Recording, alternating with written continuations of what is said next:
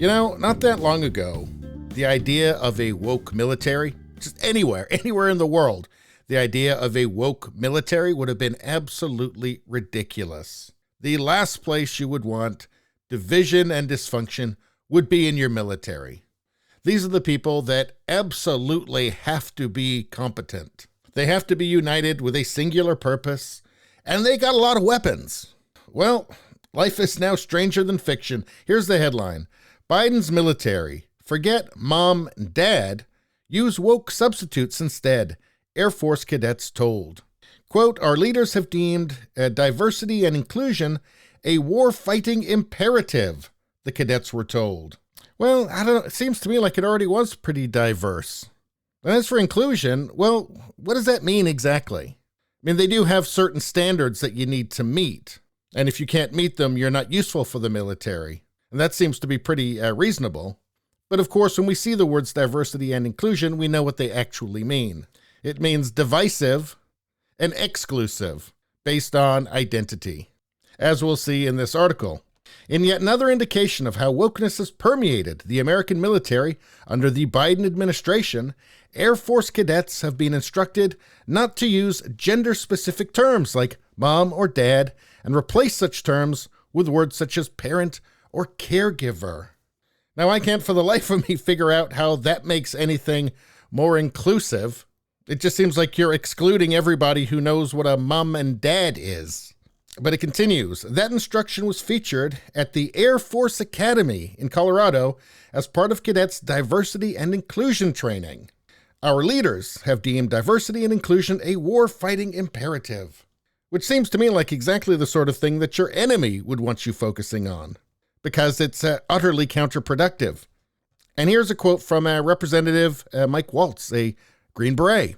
Quote, it's been a tradition in the military to get letters from mom and dad or your boyfriend and girlfriend for as long as he's been a military. Now we're instructing every cadet entering the Air Force not to say mom and dad, to not say boyfriend or girlfriend. I think the Air Force should be worried about the microaggressions against America that are happening all over the world. And again, it kind of feels like the sort of thing that your enemies might want you focused on, instead of focusing on your enemies, say. Let's see. Citing an exercise where cadets had to write as many animals, starting with the letter G in 1 minute. I guess this is real. Okay. Quote, what does this activity show us about the power of combining our diverse perspectives? If this were an operational U.S. Air Force, United States Space Force challenge, what risks might be present if we did not fully leverage the diversity of our group? Now, what does that mean? I've got no idea. And I doubt they have any idea either. This is a typical postmodern word salad. But anyway, recognize diverse family formation. The presentation to the cadets informed them. Use words that include all genders. The training manual urges, warning cadets that they should not assume what people want to call themselves. Maybe they should just be studying tactics or something. I don't know. Maybe, the art of war. How about just anything that has to do with being a part of the military and having to fight wars?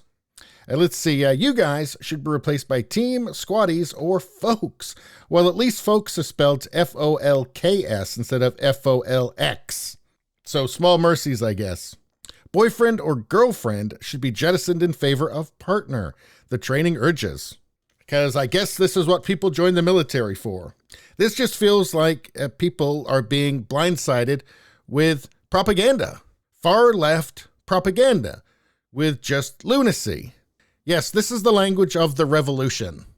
The far leftist revolution. This is the demonization of the olds. This is the demonization of the foundations of civilization.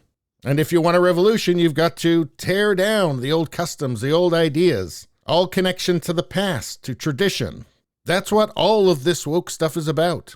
And I have to say, it's terrifying that this is now in the military.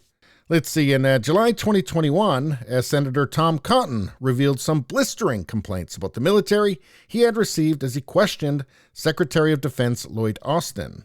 He cited reports of a military history training session being replaced with mandatory training on police brutality, white privilege, and systemic racism.